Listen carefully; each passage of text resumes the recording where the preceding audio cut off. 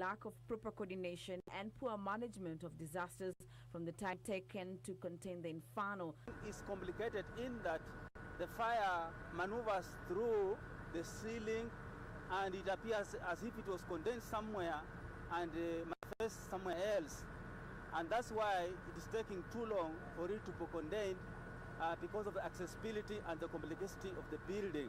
All roads leading to and out of the shopping mall have been closed to enable firefighters continue monitoring the situation. Linus Moshigadi for Channel 1 News. Now, the government has announced a 2-week extension for registration of beneficiaries in its cash transfer program as it seeks to ensure that all deserving cases are enrolled. Principal Secretary at the State Department for Social Protection, Pension and Senior Citizens Affairs, that is Susan Mochache, says the decision was informed by the ongoing floods that have affected most parts of the country.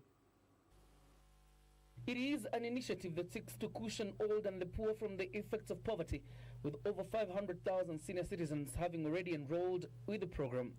Principal Secretary of the State Department for Social Protection, Pension and Senior Citizens Affairs, Susan Mochache, announcing a 2-week extension of registration that was supposed to come to a close on the 27th, advised by the ongoing rains. We have extended the registration. As you may have heard yesterday, the Cabinet Secretary extended this registration process to 18th of May. So we hope that by that time we should have the entire 500,000 into the system so that we can now be able to disburse money to the banks, and the banks can now be able to disburse the money to the accounts of the wazees who have now since been registered by the different banks. Mochache urging county coordinators and social development officers to take advantage of the extension to ensure all citizens aged 70 years and above are registered by their preferred payment service providers.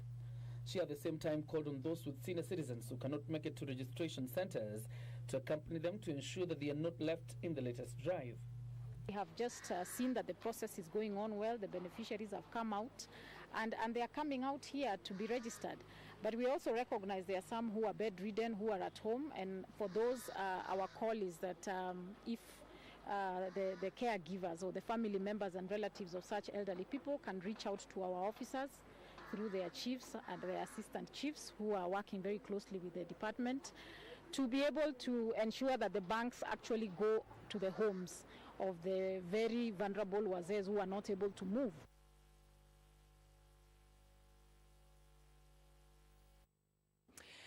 Now, we know the government has set up an inter-ministerial task force to scrutinize and revise licenses for private companies authorized to place Kenyans in jobs abroad.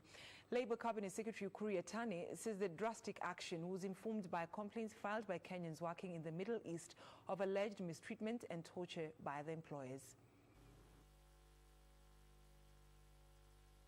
Bogus agencies have in the past been accused of luring desperate Kenyans with promises of well-paying jobs in the Middle East, only to offer them low-quality jobs.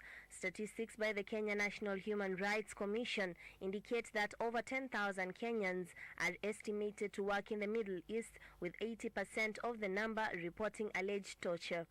Statistics that appear to have alarmed the government, with the Labour Cabinet Secretary Ukur Yatani saying that his office has shortlisted recognized agencies across all immigration offices to provide counter checks before any worker is allowed to leave the country. We've come up with a very elaborate arrangements by having an inter-ministerial with a lot of security background checks to ensure that the recruitment agents have been duly vetted and are recognized.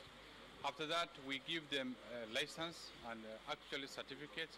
Their names are recorded and also supplied not only to the embassies in the Middle East based in Kenya, but also to embassies and recruitment agents, the government of those Middle East countries. Meanwhile, Yatani has challenged county administrations to invest in technical institutions to ensure steady supply of a skilled workforce. County governments are actually the hub for growth in this country. There's a lot of construction going on in those areas. We really want to appeal to them to make provision in their budgets. Juni Karisa from Mombasa County. All right, now we cross over to political matters where Wiper Party leader Kalonzo Musyoka has backed opposition leader Raila Odinga's proposal for the review of the constitution. The former vice president says the country should consider adopting the model that has been proposed in the Bomas draft. Now, Kalonzo appears to be breaking ranks with former NASA principals Moses Wetangula and Musalia Mudavadi over their stand to oppose any changes to the constitution. Days after opposition leader Raila Odinga proposed change of structure of the current system of governance, Wiper leader Kalonzo Musyoka has backed the endeavor. Kalonzo says the current constitution needs to be reviewed to address gaping deficiencies. That bridge building team will have come a cropper, according to me, if they don't come up with proposals on the amendment of Constitution 2010. Because that is where they can build inclusivity. In the meantime, should it be that there will be people joining government in terms of what the handshake between Uhuru and Raila did, I think every community in this country must be included. Kalonzo, who was speaking during his party's retreat in Naivasha, however, proposes assimilation of key features of the Bomas draft. We need to come out strong on what I call the Bomas draft constitution. That is where the rain started beating us.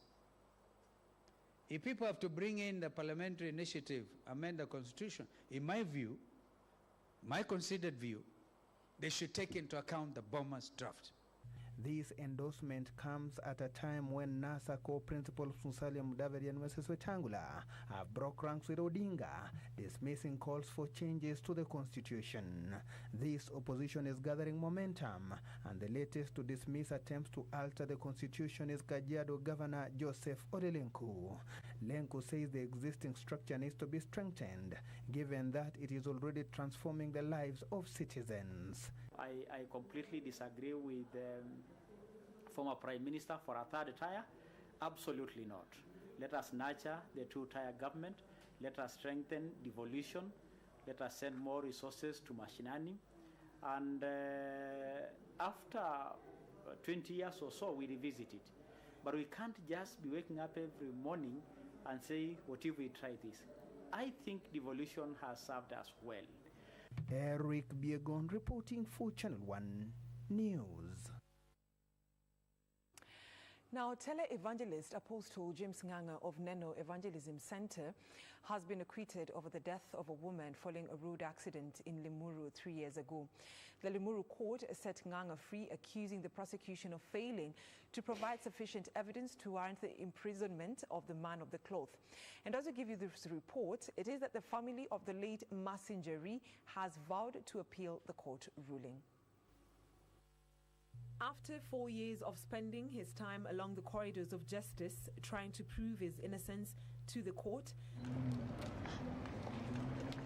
Apostle James Maina Nganga of the Neno Evangelism and his three co-accused Simon Maina, Police Inspector Christopher Nzilu Nzioka and Patrick Kahindi Baya are now free. Apostle Nganga, who was accused of causing death by dangerous driving at Manguo area along Naivasha-Nairobi Highway on 26th July 2015, was acquitted by a Limuru court. I have scrupulously reviewed the entire evidence on record, together with the filed and highlighted submissions, and it is my finding that the prosecution has not established a prima facie case against the accused persons with respect to any of the charges against them. I consequently acquit all of them under Section 210 of the CPC. Nakuru Chief Magistrate Godfrey Odwor, who is handling the case at the Limuru Law Courts as a senior principal magistrate, says that the prosecution had failed to prove its case against the four. The main issue for determination is whether or not a prima facie case has been established against the accused persons or against any of them in respect of any or all the charges herein. And this is the determination. However, the family of the late Massinjeri says the court has denied them justice and will be appealing the ruling. The state has already indicated they are going to appeal.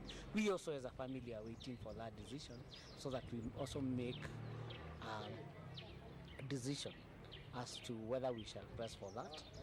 There is a likelihood that we'll be pressing for an appeal. Kusema Mungu anisaidie, lakini nitaappeal na niulize serikali nisaidie, kwa maana mtoto alikufa.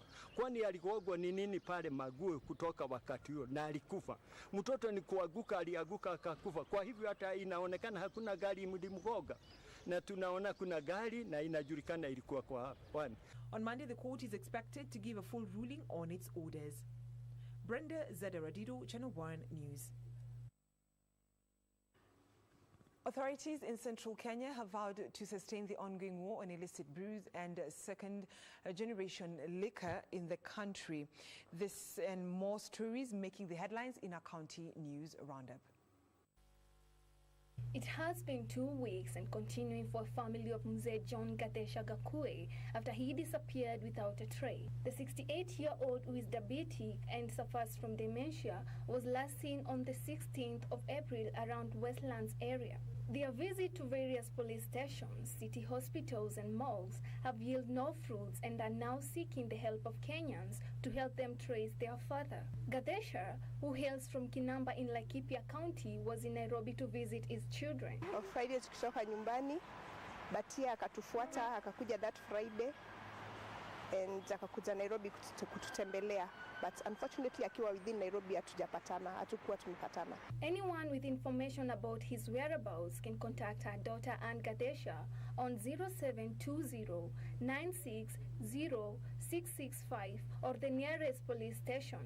And a woman from Mombasa is seeking intervention of the court to regain ownership of a piece of land she says is legally hers. Testifying before Justice Charles Yano, Margaret Kamena Mulwa said she completed purchase of a 2-acre piece of land in Diani, Kwale County in 1997 from Mariam Hamisi Moncheni at 800,000 shillings. Hearings of the case will resume on May 23rd this year. Meanwhile, it has been a steady endeavor of authorities in central Kenya in their quest to rid the region of illicit brews. Regional Commissioner William Jenga says that tremendous progress has been made since the war started. Jenga maintains that the onslaught will be sustained to ensure the vice that was not only a threat to the customer's health but also to the national development will completely be eradicated. And as the rain continues to cause havoc, Nandi County government has been forced to review its roads maintenance activities. Governor Stephen Sang has suspended all ongoing road works for a period of 2 weeks, saying the heavy rains have made it impossible to continue improving and maintaining the road infrastructure. I do hereby suspend all the ongoing works for a period of 2 weeks. This is because of the heavy rains that have made our work impossible in terms of maintaining our road infrastructure.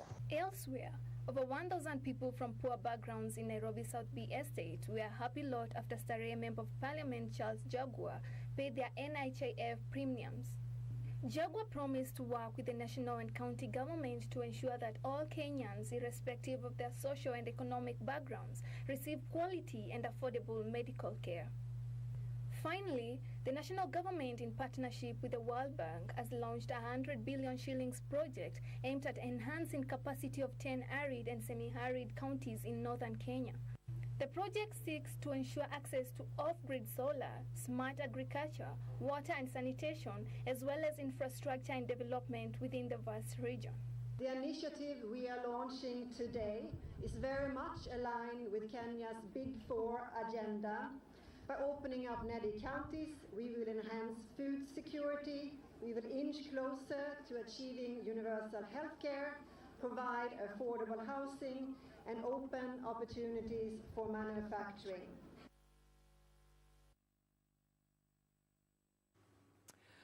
All right, just to bring you up to date with one of our top stories, that is the floods update. And earlier on, we told you that at least 4 standard gauge railway construction workers in Kajiado County are among 7 people who have lost their lives after they were swept away by raging floods in Fatima South Bridge. along River Kandisi. Now, 11 other people are reported missing following the heavy rains that continue to pound different parts of the country. And already Kajiado County Governor, that is Joseph Olelenku, has issued a praise statement saying that his county government is doing all it can to ensure that residents of Kajiado County are safe. But right now, I'd like us to listen to what the county governor of Kajiado, that is Joseph Olelenku, had to say about the incident that left at least 4 standard gauge railway construction workers in Kajiado County dead, who are among 7 people who have lost their lives after they were swept away by raging floods at Fatima South Bridge along River Kandisi. Let's have a look. Let's listen to what Governor Olelenku had to say. I want to take this opportunity to say my condolences and pole to many Kenyans who have been affected by these floods. To those who lost their relatives and friends, my condolences are with them. I want to say that since my short life, I have never seen rains of this amount. I am tempted to think that this has to do with the climate change. We have had a drought of 3 years in Kajiado, which has never happened, of that consecutive long period. And we've now had such heavy rains that they have never happened. So I think this really has to do with climate change, where dry spells are far extended. And when the rains come, they come with a very strong storm. There's also an issue of people living on where will be riparian for the rivers, because there has never been water before, and so they had assumed that there's not going to be, so they also get affected. But really, this must be an issue of climate change.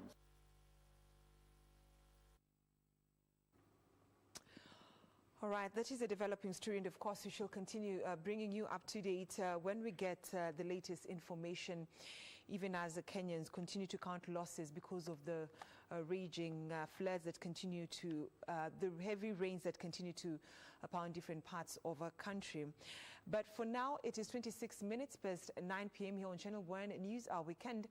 Allow me to take a short breather, but don't go away, because when we come back, I shall be speaking to a poet who is also a law student at the University of Nairobi. So she shall be talking to us about poetry. All that after the short break. And of course, later on, we shall be having business and sports with my colleague, Richard Munga.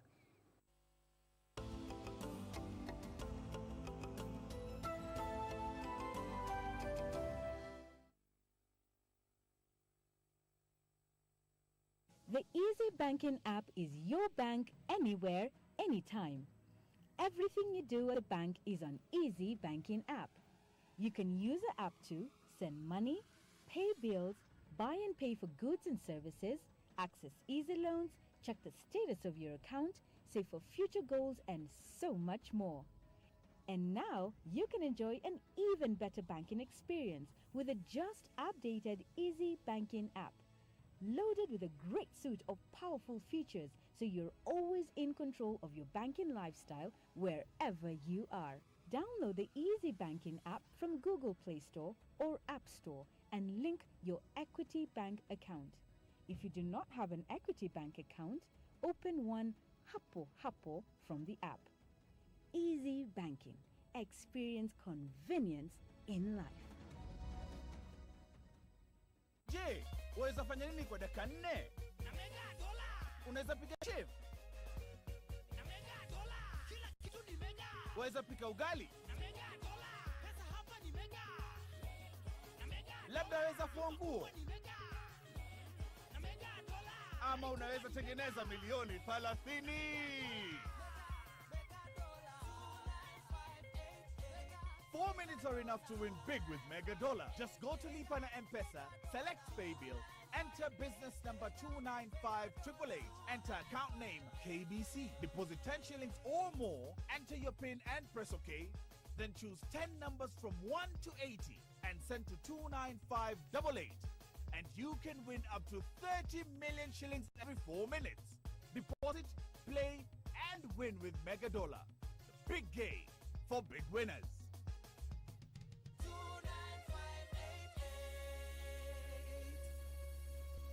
Anita,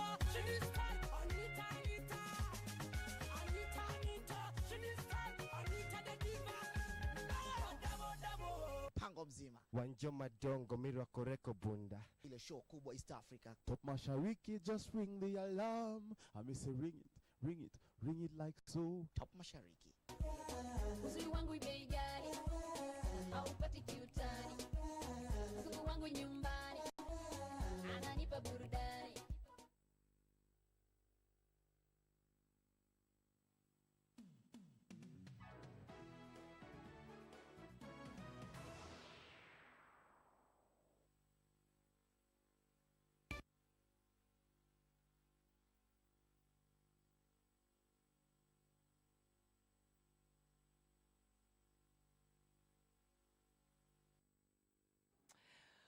Welcome back, and as I told you earlier, tonight we are talking about poetry when it comes to poet. And of course, with me in studio is Faith Atieno, also known as Atieno, art of A-R-T, then Otieno. She will be telling us why she decided to use her name as her stage name. She's also a student at the University of Nairobi studying law, and she's also an activist. So 3 things in one: a student, an activist, and a poet. Karibu sana. Asante sana. 3 things in one. 3 in 1, yes. Although the poetry part and the activists are intertwined, because I do my activism through poetry.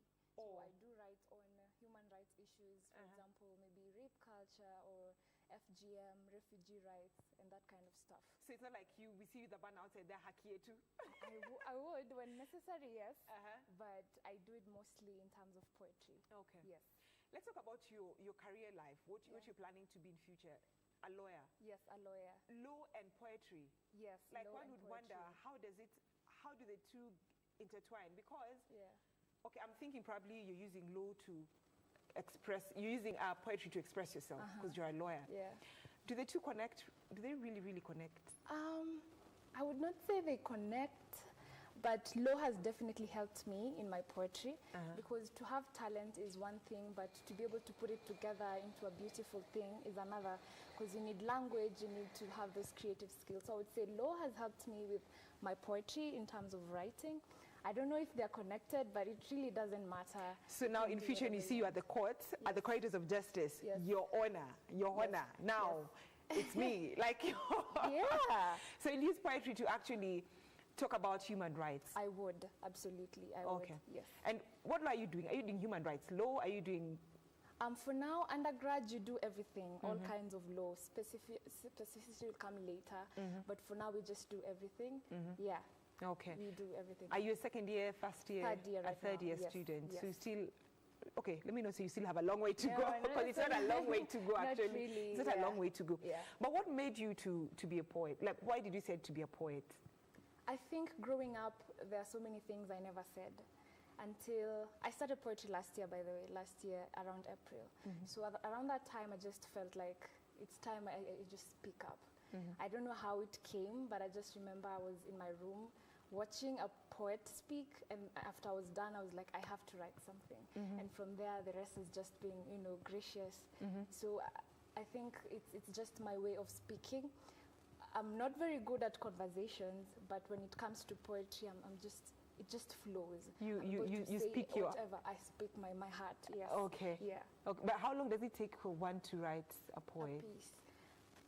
For me, my best pieces have taken like a month. To write one piece? Yes. A month? Like my best pieces. But it would even take a day, like under pressure, when someone requires me to write on something, even a day I'll be done. So how many pieces do you have as we speak? I would say probably like 10 pieces. 10? Yeah. So it took you have 10 pieces, one piece takes a month, so probably you have like 10 pieces. Okay. You have, one piece takes a month, so it took 10 months to write 10 pieces. No, you can't say that. So what I do is this, after I come up with a piece, I keep developing it. I would perform it, like I would perform it today, but then tomorrow when I go back, there are some things I edit and make it better and better. So the next time you hear the same poem, you'll be like, yeah, that's so you keep on changing it? Yeah. Okay, give me a sample of a piece that your favorite piece that you've written. My favorite piece? Yeah. All right. The camera on my right should be your camera. Okay. Yes. My relationship with silence is a forced marriage, where the man and wife grew to love each other eventually. I don't know whether to call that true or circumstantial love, But I do know that Silence is the most handsome man I've ever met. And when we're together, even random people say, Silence is gold. To which I reply, yes, he is the best word never spoken.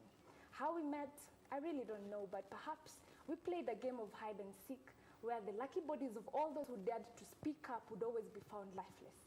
Joseph Masha, Dennis Otieno, John Kitui, or perhaps we played a game of memories where I could only remember the names of these three, yet the blood of thousands of brave souls such as this still cry out for justice. Or perhaps we played a blood game where they would cut off our tongues, then make us look for our voices. Or perhaps we played the Hunger Games where we learned how to swallow our own words because although the truth hurts, saying it kills.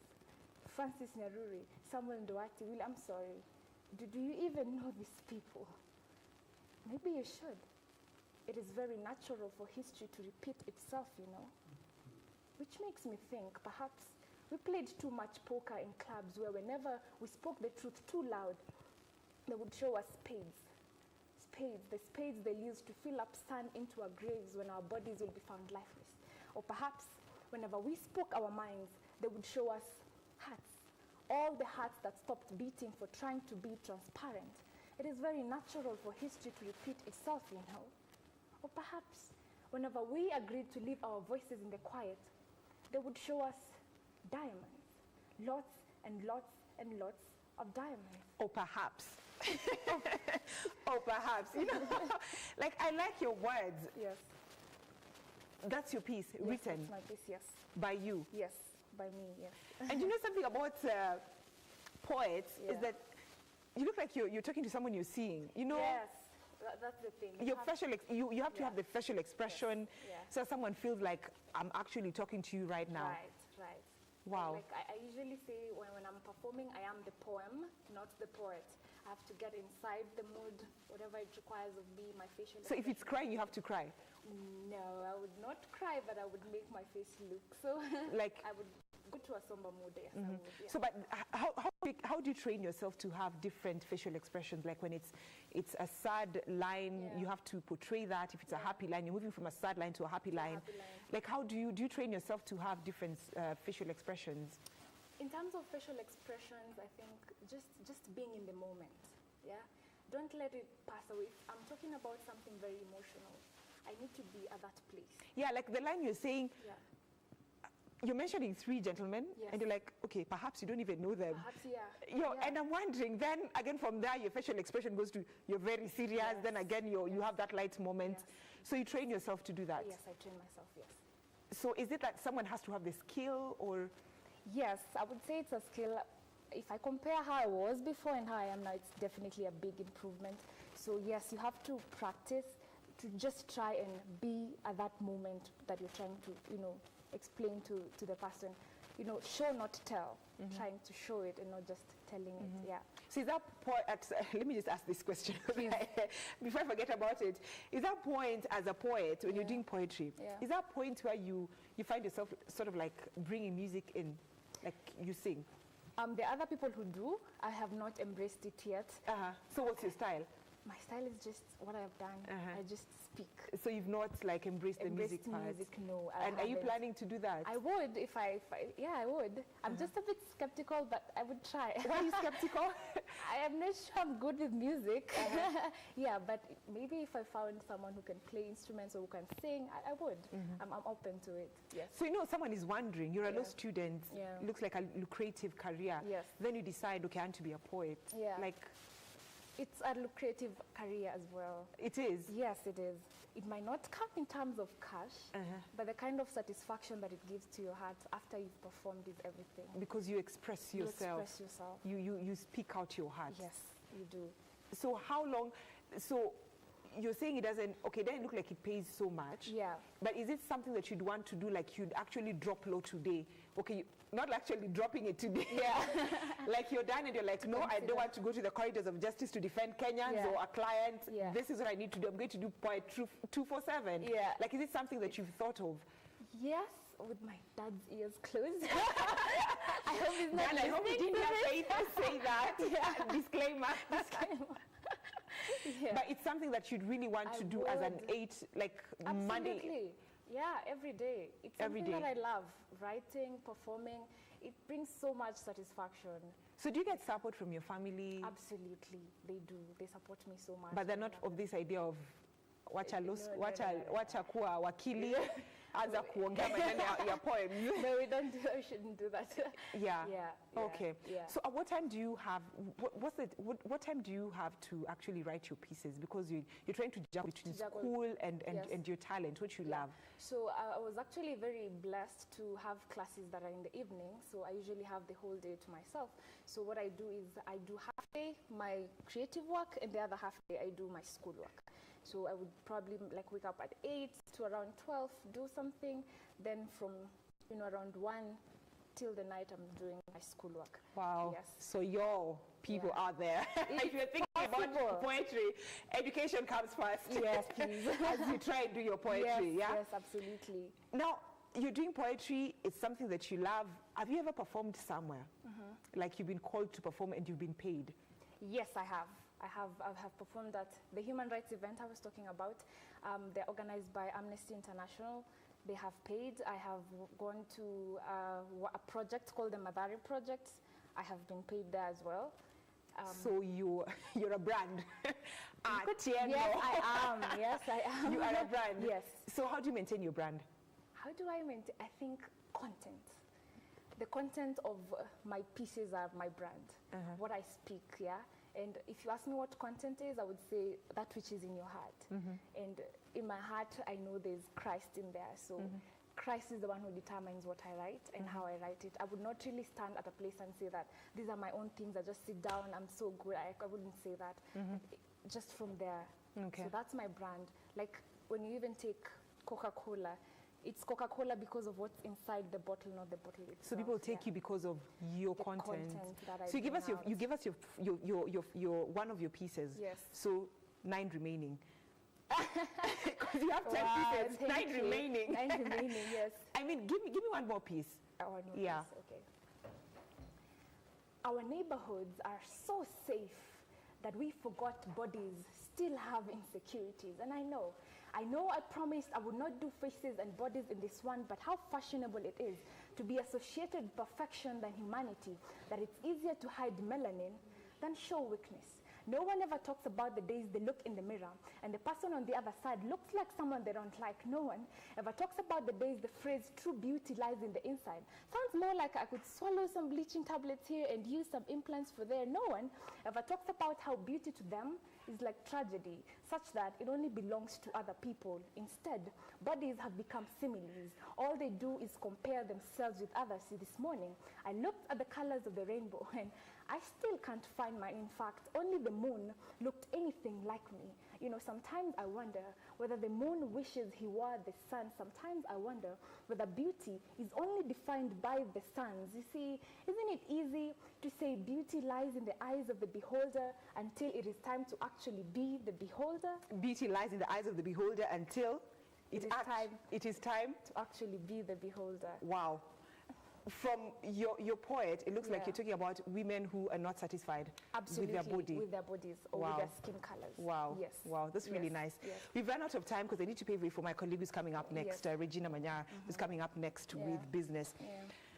Your last word in a minute to young people outside there who have a lot of talent and they really don't want to let it out and their students. Your last word. Your camera is still the same one. Okay. Yeah. I would say to you guys that if you believe in what you have, just let it come out. Invest more in the content that you have. Just like I've said, your content is very important. Let people know you by what you can do. And also come out. Let people know what you can do. I would even talk about PAL, Poetry After Lunch, that happens every Thursday from 2:30 p.m. to 5 p.m. at the Kenya National Theatre. You could come there, showcase your talent. That's why I'm here myself. I've grown by being there. So you guys are welcome. Wow, even as you're giving your parting shot, I feel like you're performing? You're performing. Oh, wow. I feel like you're performing. I think it's just in you, seriously. Thank you so much, Faith. Thank you for coming. We've been speaking to, you're welcome. We've been speaking to Faith Atieno, a poet and an activist, but who expresses her activism through poetry. Yeah, thank you so much for joining us. And of course, up next is Regina Manyara Guitar with Business after the short break.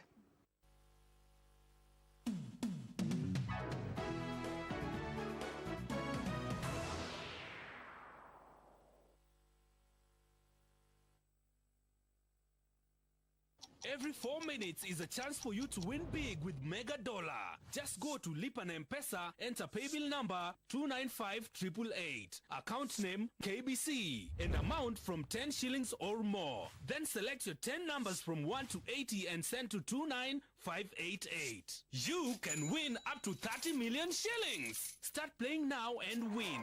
Mega Dollar. Big winners every 4 minutes.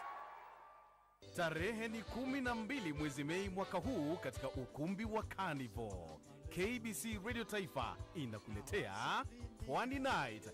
Pata raha kwa miziki ya kipwani. Karembo, karembo, karembo, karembo. Ukipenzi, nakuona kama zawadi. Vyakula vya kipwani na msisimko wa kipekee. Ungana na watangazaji wote wa Radio Taifa katika tamasha hili la kukata na shoka. Pwani Night, mambo kipwani pwani, fika mwenyewe, usingojee kuhadithiwa.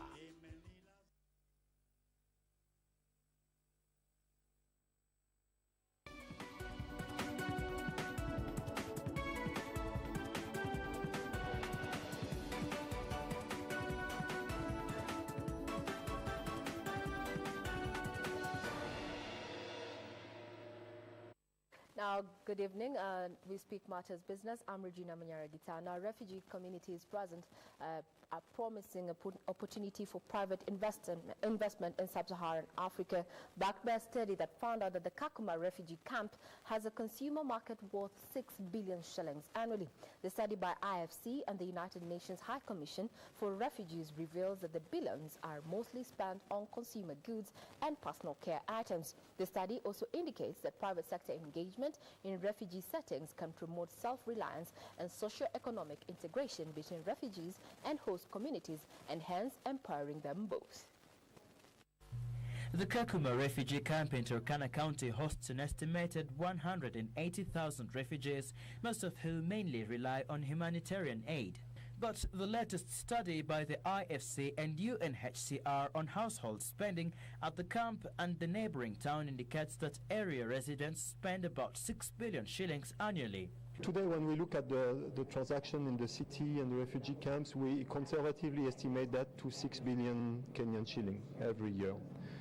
In the camp itself, you have about 2,100 shops and businesses that are run either by host population or by refugees.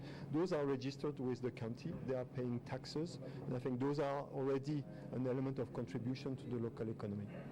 This, according to the UNHCR, presents a huge market for private sector to invest in services such as healthcare, energy and education, which would offer more choices as well as strengthen self-reliance among the refugee community. In addition, 70% of refugees own mobile phones, thus making it an attractive market for mobile banking. We are collecting quite a bit of resources on the accounts that refugees have, but we cannot lend them money because of the risk that exists. So one of the things is how do we mobilize resources to reduce the risk for these banks, and how do we also attract other businesses to provide electricity, to provide various other services that refugees require. So there are businesses that are there. How do you provide support to them? The market study that was done by AFC helps buttress the fact that indeed there's a huge potential for doing business there for the private sector. And as it contains statistics about the businesses, the potentialities, but also the deficiencies within the system in terms of business skill sets, in terms of infrastructure, in terms of the policy framework. The study recommends that the government should upgrade business infrastructure in refugee camps that have potential to generate additional jobs as well as revenue for the government. The study found that the camp, which is home to about 180,000 refugees, has a vibrant informal private sector highlighted by more than 2,000 shops in Kakuma refugee camp operated by refugees and Kenyans. At least 4 people are being held by the law enforcement agents in connection with counterfeit products worth 25 million shillings now that the by the Anti-Counterfeit Agency at the Embakasi Inland Container Depot. Among the contraband goods were 31,000 dosages of fake Postino 2 contraceptives, electronics and handbags. Trade and Industry Cooperatives Cabinet Secretary Aidan Mohammed says the state has enhanced measures to curb illicit trade that has seen the country lose billions of shillings in revenue. Officials said these 5 containers arrived through the port of Mombasa last week and were ferried via the SGR to the Inland Container Depot in Nairobi for clearance. However, routine custom checks revealed something amiss as the original brand owners denied ownership of the consignment, raising suspicion. These goods that are worth 25 million Kenya shillings that have been captured here will all be destroyed, and the perpetrators will be charged, and we will follow them through to the end in terms of confiscating some of their assets, bank accounts, and we'll go through to the end to the court process to make sure that they do not do this kind of business again. Inside the containers were 31,000 pieces of the fake famous female contraceptives, Postina 2, 4,000 pieces of electronics of leading brands, and 951 Gucci handbags. The goods are said to have originated from China and shipped to Kenya via Dubai.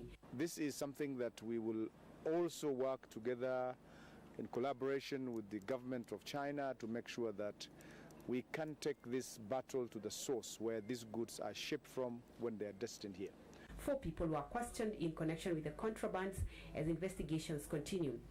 Primarily, we have identified 4 agents who are deemed as owners under the Act, whom we are going to arrest. We know them, some of them are here, but we are still continuing the investigations because there are other people.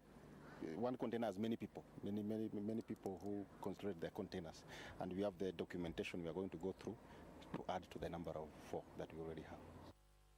A 200 million shilling facility is being constructed at the port of Mombasa to destroy fake products, with another expected to be set up at the Inland Container Depot in Nairobi. This is deemed as outside of Kenya, and any goods that are of illicit nature or contraband, counterfeits, will be destroyed within the port.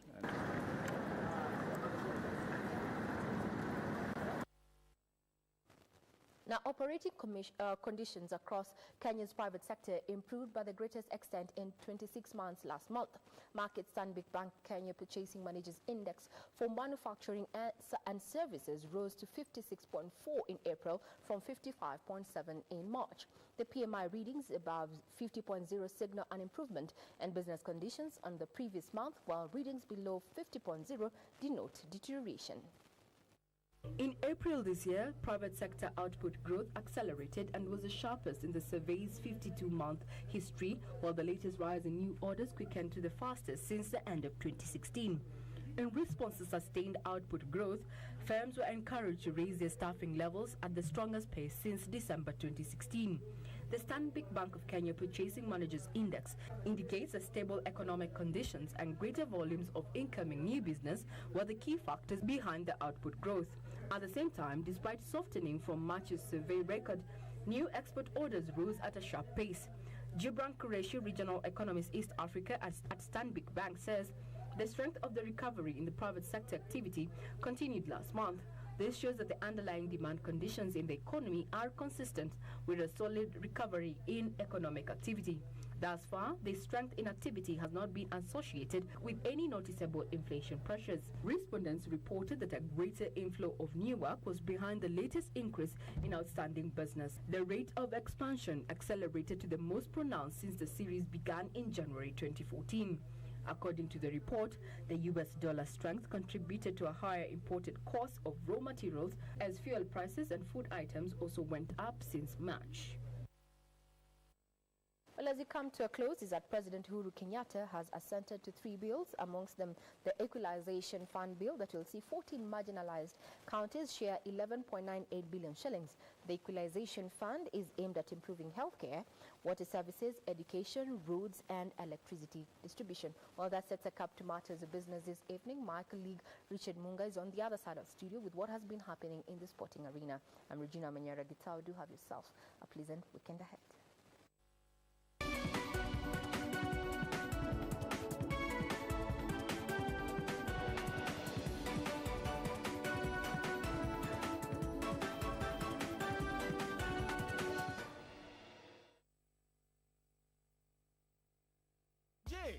Unaweza fanya nini kwa dakika 4? Unaweza piga chef. Kila kitu ni mega. Unaweza pika ugali. Pesa hapa ni mega. Labda unaweza fua nguo. Ama unaweza tengeneza milioni 30. 4 minutes are enough to win big with Mega Dollar. Just go to Lipa na M-Pesa, select Pay Bill, enter business number 29588, enter account name KBC, deposit 10 shillings or more, enter your PIN and press OK, then choose 10 numbers from 1 to 80 and send to 29588. And you can win up to 30 million shillings every 4 minutes. Deposit, play, and win with Mega Dollar. The big game for big winners.